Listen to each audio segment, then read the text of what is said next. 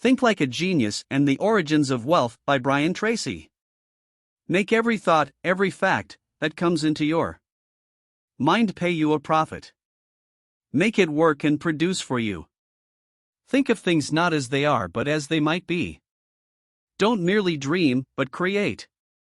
Maxwell Maltz. You are a potential genius. Your amazing brain has more than 18 billion cells, each one of which is connected to and interlinked with as many as 20,000 others. This means that the number of possible thoughts you can think is greater than all the molecules in the known universe. You have the capacity to learn at incredible rates and to retain more information than you can even imagine. It is said that when an educated person dies, it is as if a library burned down. This potential library is contained between your ears. The origins of wealth. Throughout human history, value has been contained in land, labor, capital, furniture, fixtures, machinery, and other hard assets. Wars and revolutions have been fought over their control. The primary creators of value were those people who could combine these various resources together to produce products and services for the marketplace. In the 20th century, however, we have seen the change take place at a speed that is virtually unimaginable. In 1900, 50% of the American population lived on farms raising food for the other 50% lived in towns and cities. Today, less than 3% of the population lives on farms, and they produce not only enough food for all Americans, but huge surpluses as well that are exported or even given away to the entire world. We have moved from the agricultural age to the industrial age to the service age to the information age, and we are now entering the communications age. The primary source of value today is not land, labor, and other hard assets, but knowledge, information, and ideas. The greatest wealth you could possibly possess is between your ears. You can create an unlimited future for yourself by tapping into your brain power and channeling it, like a powerful current, to energize your life and get you anything you really want. True wealth today. The richest American today, and perhaps the richest person in the world, is Bill Gates. The net worth of his company, Microsoft, is greater than the net worth of IBM, which has been in business for many years longer. Microsoft is based entirely on brainpower. It creates wealth by making it easier to process information digitally within computers, and from computer to computer by telephone lines, wireless systems, and satellites. If you own a company, your chief assets walk out the door every night at quitting time. Your building could burn to the ground, but as long as your people got out safely, you could walk across the street and start your business again. The chief assets of any organization, and of any individual, are contained in the ability to think and to apply that thinking to get results that other people will pay for. The ability to create wealth is determined by mental strength rather than physical strength. Starting capital. In generations past, it may have taken many years for a person to accumulate enough capital to start and build a successful business in manufacturing or services. Today, such a large investment in Think Like a Genius physical assets can actually be a liability. A change in technology on the other side of the world can render a $100 million manufacturing plant obsolete in a few months. But what you have between your ears can be invaluable. It is capable of countless applications and uses. It is completely portable. It is versatile. It is flexible and can be increased almost without limit if you learn how. An immigrant could arrive at a U.S. airport with the ability to create a billion-dollar industry in his head. He could walk up to customs, open his hands and say, "Nothing to declare," and walk on through. His assets are all in his knowledge and skill. Many of the most successful and respected entrepreneurs and businesspeople in America arrived this way. Knowledge is the great resource. The primary source of value today is knowledge. Since there is no limit to the amount of knowledge you can acquire, there is no limit to the amount of value that you can create. You can start from wherever you are, no matter what your background, and begin to increase your mental assets. You can start work today on improving your ability to perform and get results for which others will pay. The wonderful thing about knowledge is that it can be reproduced hundreds of thousands, even millions of times without losing its value. It is the one commodity that can actually be infinite in its application. If you or someone else comes up with a new idea to do something faster or better, that idea can be spread around the world in no time at all, and be in the hands of millions of other people who can also use it to improve their lives and work. And you have lost nothing. The idea still has its original value to you. This is absolutely incredible. Hard assets versus brainpower. Today, our banking and financial industries are struggling to make the shift to knowledge as an asset. Banks, for example, will lend money today only against hard assets, things that can be seized as collateral and sold to repay the loan. However, the real assets of a company are not tangible items at all. They are the thinking ability of the people who work there. They are contained in the combined brainpower of teams of experts working together to solve problems, create innovations, and produce goods and services for the competitive marketplace. Your ability to utilize your brainpower and unlock your creative abilities is absolutely essential to your success. Today, we know more about how you can become smarter than you ever have before. Small differences lead to big results. Often small improvements in the way you think and perform can lead to significant improvements in your performance. It is not necessary for you to attend university and get years of education to bring your knowledge up to the level where it can pay off for you.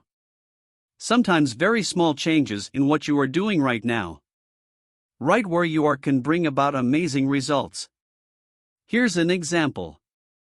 If a horse runs in a horse race and wins by a nose, it earns 10 times the prize money of a horse that comes in second. Does this mean that the horse that comes in first is 10 times faster? Is it twice as fast? 10% faster? No, the horse that wins is only a nose faster. By the same token, your possession of one small piece of information at the right time and in the right place can enable you to make an extraordinary difference in a particular situation. Often a single idea or insight can change your whole life or career. Avoid the intelligence trap. The most successful people today are those who are continually investing in learning and expanding their intellectual asset base. They are wide open to new ideas and new approaches. A major mistake made by many people, especially those who have graduated from the university, is that they conclude that everything they know at the moment is all that there is to know about a particular subject. Sometimes they think that what they know is all they need to know about a subject as well. This is called the intelligence trap of the poor performer, the unconscious incompetent. This is a person who does not know and does not know that he does not know. This person cannot be helped because he is closed to new information. This is why the beginning of all wisdom is often the awareness of how ignorant you really are, of how little you really know. Don't be impressed I have traveled to many countries and met countless highly intelligent and successful people. I have spoken with many millionaires, multimillionaires, and even billionaires. I have worked at the highest level of government with some of the smartest men and women who have ever lived. And the one thing that these people seem to have in common is that they never become impressed by their own intelligence. In fact, the smarter they get, the humbler they become, and the less they look upon themselves as experts in any way. Over 700 years ago, Roger Bacon of England was considered to be the last universal man. He was thought to be current with all the knowledge and science of the day. He, in his day, knew almost everything there was to know about everything that was taught academically. Of course, at that time, the amount of available knowledge was limited. There were very few books. There were fewer scientists, philosophers, and researchers writing and teaching. Knowledge grows exponentially. Today, however, it is impossible for one person to know everything about even one small subject. Just look at modern medicine. There are great minds who spend their entire lives studying the workings of the inner ear or the trachea or one of the other organs of the body. And even though these highly intelligent and dedicated professionals spend their whole careers specializing in a particular part of the body, they never learn everything there is to know about even that one organ. Sometimes I ask audiences, is there anyone here who is a know-it-all? Of course, no one raises his or her hand. Then I go on to explain what I mean by a know-it-all. A know-it-all is a person who feels that he knows everything that he needs to know about a subject. How can you tell if you have become a know-it-all? It is easy. You have stopped learning and growing in your area of specialization. You have stopped reading, listening to audio programs, and taking additional courses. The very fact that you fail to regularly seek out new knowledge in your field means that you have unconsciously, accidentally, slipped into the intelligence trap of the low performer. You have unwittingly become a know-it-all by the very act of not continuing to learn and grow. The answers are changing. After giving an advanced test to a graduate class of physics students at Princeton University, Albert Einstein was on the way back to his office when one of his graduate assistants asked the famous professor, "Dr. Einstein, wasn't that the same exam that you gave to this physics class last year?" Dr. Einstein nodded and said, "Yes, it was the same exam as last year." The graduate assistant summoned up his courage to ask the great Nobel Prize-winning physicist, "But, Dr. Einstein, how could you give the same test 2 years in a row?" "Because," Einstein replied, "in the last year, the answers have changed. In the same way, your answers are changing today at a more rapid rate than ever before. The answers in your field are changing as you sit there. What was true a year ago may not be true today. And what is true today may not be true a year from now. The only way that you can be assured of staying on top of your field is by continually taking in new ideas and knowledge to compare it with what you know today. The sources of innovation. Peter Drucker, in his book Innovation and Entrepreneurship, Harper Business, 1985, writes that the greatest business breakthroughs take place as the result of either the unexpected success or the unexpected failure. He explains that when something unusual or unexpected happens in any field, the average person dismisses it as a random event or as an accident. The superior person, however, studies each unexpected result as if it were a sign of an underlying trend or an indication of a fundamental change in the nature of things. When an experiment in growing bacteria failed because a mold had blown across the laboratory and landed on the petri dish. Killing the bacteria, the lab assistants were about to throw it out. However, a bacteriologist, Alexander Fleming, became curious about a mold that was so powerful that it could kill such strong bacteria. His research led to the discovery and development of penicillin, which saved millions of lives in World War II and won him both a knighthood and the Nobel Prize. Keep your mind open. In 1975, IBM commissioned consultants to study the market potential of the personal computer. They came back to the conclusion that the market for personal computers was only a few hundred in the entire world, at best. Based on this information, IBM decided to concentrate its efforts on mainframes, where it was already the world leader, and ignore the personal computer market, leaving it to a little upstart company in Cupertino, California, called Apple Computer. When the Apple computers hit the market and began to sell by the hundreds, and then thousands, IBM got smart fast. IBM did an about-face and decided to plunge into the small computer business. And the company did.